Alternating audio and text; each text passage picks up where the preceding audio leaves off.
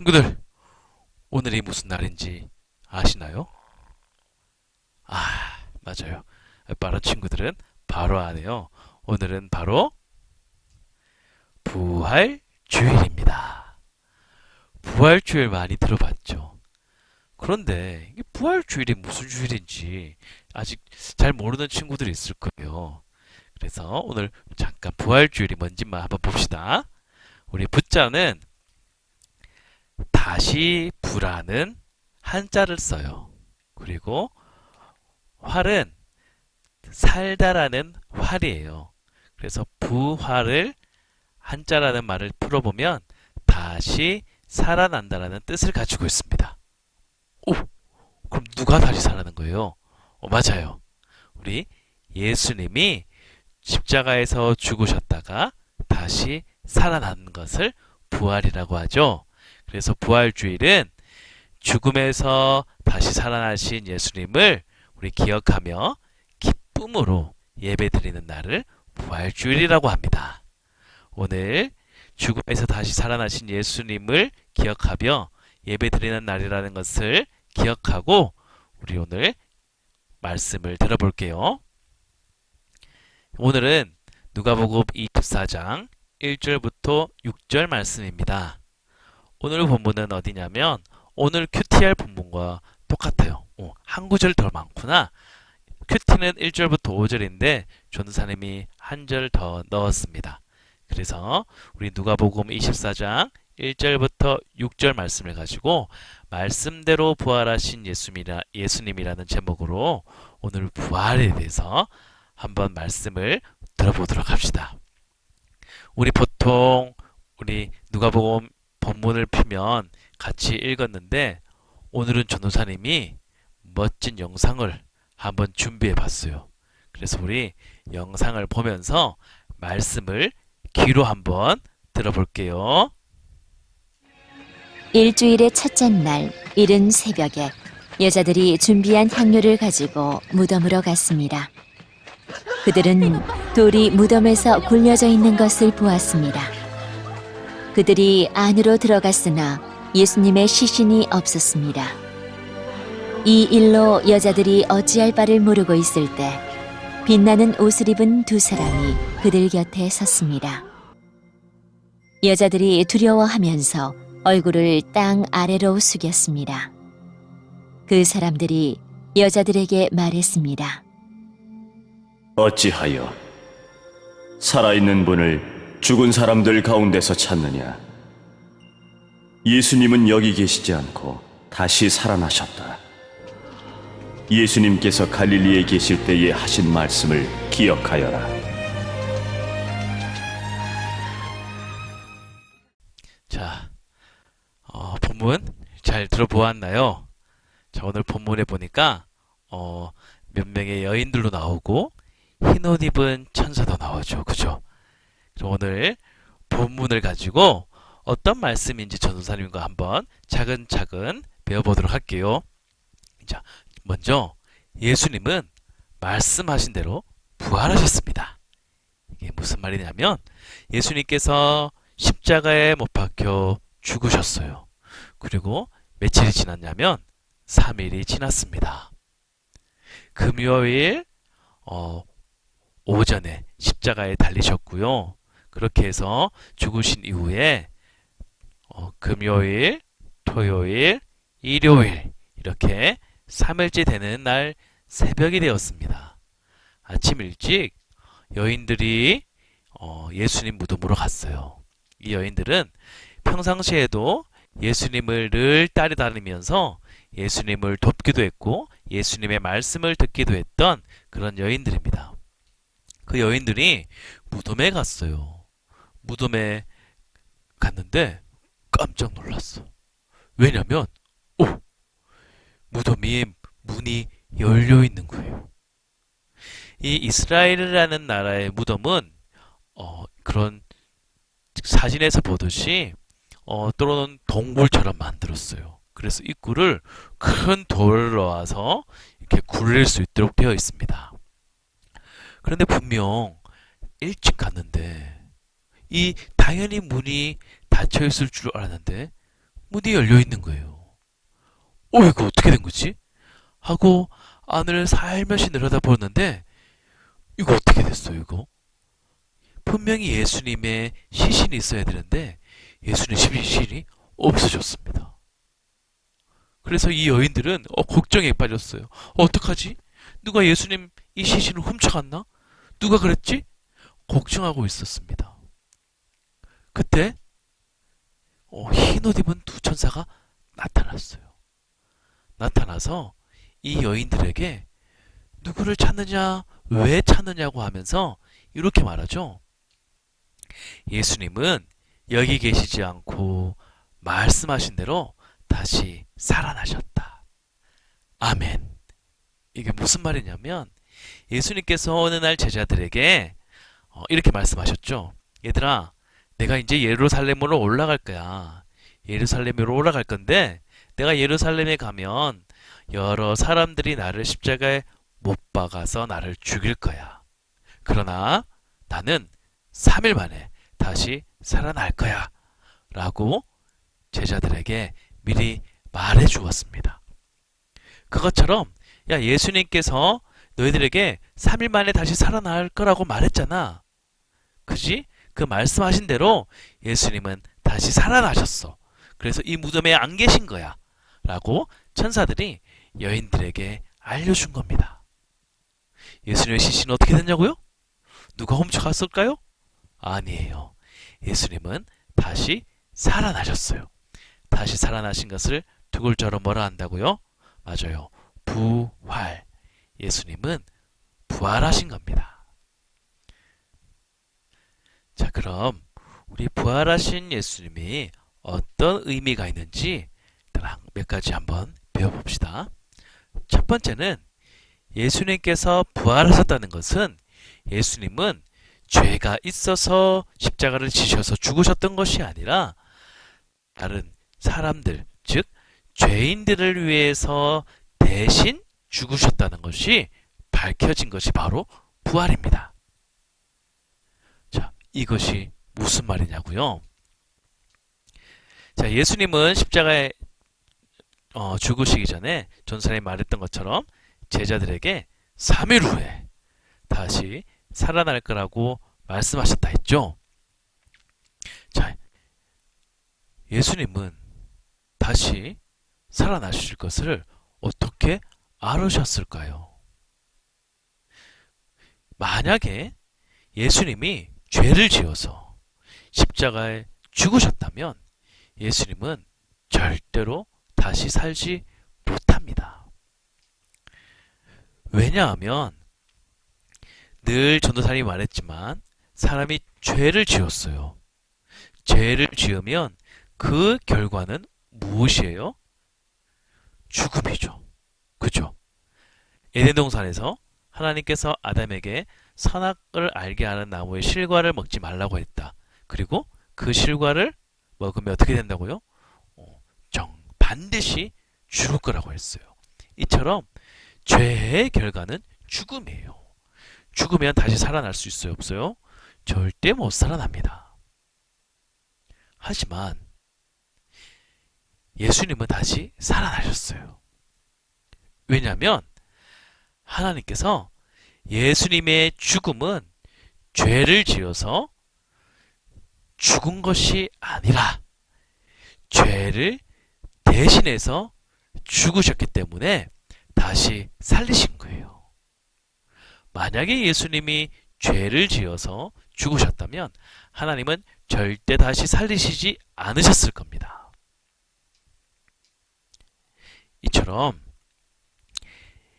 예수님이 부활하셨다는 것은 예수님이 죄를 지어서 죽으신 것이 아니라 죄인을 위해서 대신 죽으신 것을 뜻합니다. 죄의 결과는 반드시 죽어야 돼요. 하지만 예수님은 죄인이 되어서 죽은 것이 아니라 죄인을 위해서 대신 죽으셨기 때문에 예수님께서, 하나님께서 다시 살려주셨던 거예요. 다시 부활시키신 겁니다. 이처럼 예수님은 죄인들을 위해서 대신 대신 죽으셨다는 것을 우리는 반드시 기억해야 됩니다. 자, 또 하나. 예수님의 부활은 우리에게 영원한 생명, 즉 영생을 주셨습니다. 이게 무슨 말인지 한번 우리 그림을 통해서 한번 배워볼게요. 자, 이 도로가 있습니다. 이 도로는 끝이 없는 도로예요. 끝없는 도로. 그리고 이 끝없는 도로를 달리는 차가 있습니다. 이 차는 어떤 차면 굉장한 과학자가 한 번도 쉬지 않고 달릴 수 있는 자동차를 발명했어요. 그래서 휘발유도 필요 없습니다. 가스도 필요 없어요. 그냥 쉬지 않고 이 엑셀레이터만 밟으면 끊임없이 나갈 수 있는 차예요.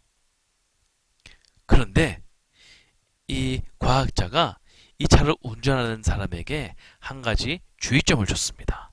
어떤 주의점이냐면 절대 브레이크 밟으면 안 됩니다. 브레이크 밟으면 이 차는 고장 날 거예요. 심각한 고장을 일으켜서 더 이상 앞으로 나가지 못하게 될 겁니다. 그러니까 절대 이 브레이크만은 밟지 마세요. 신신당부를 했습니다. 이렇게 당부를 하고 이제 이 운전자가 영원히 갈 수 있는 이 자동차를 몰고 출발합니다. 출발했어요. 그런데 이 차가 가다가 갑자기 펑 하고 심각한 고장이 났습니다. 그림에서 보다시피 너무 많이 고장이 나가지고 더 이상 운전하지 못할 만큼 그렇게 되었어요. 왜 그랬을까요? 맞아요. 뭐 하지 말라고? 브레이크 밟지 말라 그랬는데 이 운전자가 운전하다가 너무 궁금했던 거예요. 이거 브레이크 밟지 말라 했는데 이거 왜 달아놨지? 이거 밟으면 안 되나? 한번 밟아볼까? 에이 설마 이거 밟으면 고장 나겠어? 하고 브레이크를 쑥 밟았는데 자동차가 꽝 하고 고장이 난 거예요. 이 고장난 자동차 이거 어떻게 해야 돼요? 누가 와야 되나요? 맞아요. 자동차를 정비할 수 있는 사람. 그 정비할 수 있는 사람이 누구예요? 맞죠? 이 영원히 쉬지 않고 달릴 수 있는 차를 만들어준 과학자겠죠? 그 과학자를 불렀습니다. 그래서 그 과학자가 다시 자동차를 다시 막 수리했어요. 수리를 하고 나니까 어떻게 돼요? 네, 다시 그 자동차는 끊임없이 갈 수 있게 된 것입니다. 자, 이 그림을 통해서 우리는 예수님의 부활이 주는 의미를 한번 알아볼 수 있어요. 어떤 거냐면 하나님께서 사람을 만드셨을 때 그 사람은 영원히 살 수 있도록 하나님께서 만들어 주셨어요. 그래서 영생할 수 있도록 하나님께서 이렇게 아담과 하와를 만드셨습니다. 그리고 아담과 하와가 자녀를 낳아도 그 자녀들도 영원히 살 수 있도록 만들어 주셨어요. 그런데 그렇게 쭉 살다가 어떻게 되었어요? 죄를 짓고 만 거예요. 어떤 죄? 하나님께서 먹지 말라고 했던 선악을 알게 하는 나무의 실과를 먹어버렸습니다.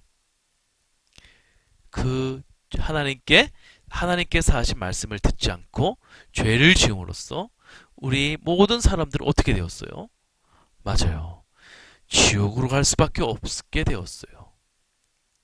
우리는 하나님께서 영원히 살 수 있는 그런 삶을 주셨는데 그만 죄를 지어서 더 이상 영원한 생명을 살지 못하고 죽을 수밖에 없게 되었고 죽고 나서는 지옥으로 갈 수밖에 없는 그런 죄인이 되고 말았어요.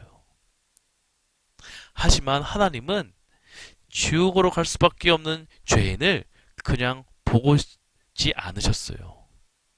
하나님께서 이처럼 사람들을 사랑해서 누구를 보내주셨어요? 맞아요. 이 자동차를 만든 박사함을 부른 것처럼 하나님은 우리에게 예수님을 이 땅에 보내주셨습니다. 땅에 보내주셔서 어떻게 하셨어요? 십자가를 지게 하셨죠. 그 십자가를 지게 하심으로써 무엇이 사라졌어요? 맞아요. 죄가 사라졌습니다. 죄는 사라졌는데, 죄는 사라져서 다시 자동차가 고쳐졌는데 어떻게 해야 돼요? 이제 앞으로 나아가야겠죠? 그걸 어떻게 했냐면 예수님은 다시 부활하셨어요. 다시 부활하신 것처럼 우리에게 예수님은 다시 앞으로 쭉 영원히 살 수 있는 우리에게도 부활을 주시는 겁니다. 이처럼 예수님의 태어남과 죽음 그리고 부활은 우리 예수님을 믿는 우리에게는 너무나 중요해요. 예수님이 죽어 주심으로써 우리의 죄는 사라졌어요. 사라지고 예수님이 죽음에서 다시 부활하신 것처럼 우리 또한 비록 이 땅에서 살다가 나이가 들고 또는 질병으로 죽을 수도 있지만 예수님이 다시 오시면 어떻게 하신다고요? 맞아요. 우리를 다시 부활시키세요. 우리에게 다시 새로운 몸을 주세요. 그 몸을 주셔서 우리로 하여금 예수님과 영원히 천국에서 살 수 있도록 해주시는 겁니다. 이처럼 예수님의 부활이 있기 때문에 우리 또한 죽어도 다시 몸을 입고 부활해서 영원히 예수님과 함께 살 수 있게 된 것입니다. 자, 오늘 말씀을 통해서 뭘 배웠나요? 첫 번째, 예수님은 말씀하신 대로 부활하셨어요. 예수님은 이 땅에 오시기 전부터 하늘에서 아버지 하나님과 함께 계실 때 이미 이 땅에 오셔서 십자가에 죽으시고 3일 만에 부활하실 것을 계획하셨어요.